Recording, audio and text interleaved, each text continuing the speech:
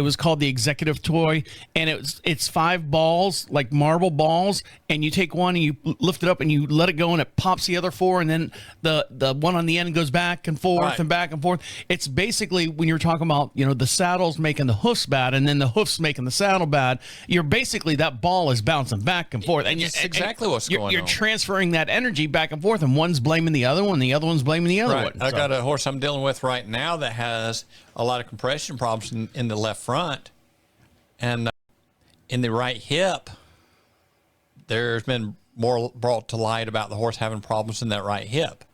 And I've been told it's getting better, but when I'm handling the horse doesn't want to flex on that right hind at all last time I was there. And you take the horse down the aisleway, and it's hitting the ground hard on that left front. And they're like, "No, we've got the hip fixed." And I'm like, doesn't sound that way going down the aisleway of the hall of the barn, because it is a concrete aisleway in the barn, so it brings all that out.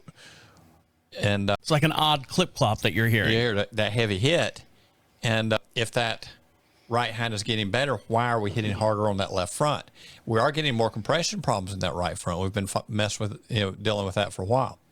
So, is it all what I'm doing, or is it an after effect of some other things that are going on with the horse? And the horse has had lower back problems and SI problems and all this sort of deal. So I'm saying I'm fighting some mechanics, and some of the instructions that were left to me on this horse were indirect, and some of it's like, well, you got to do this, this, and this. And then when I went from the person relaying the message to the next person in line, the message was totally different. And I told them, well, you need to have your vet and or chiropractor or both contact me direct, because what's coming around to me doesn't make that much sense. Now, in the article discusses how a majority of HCPs do the best job they can, but often get blamed for things that go bad on the hoof and lameness. 3 scenarios that this article discusses is thrush, forging, and tripping. Right. Forging as a movement fault.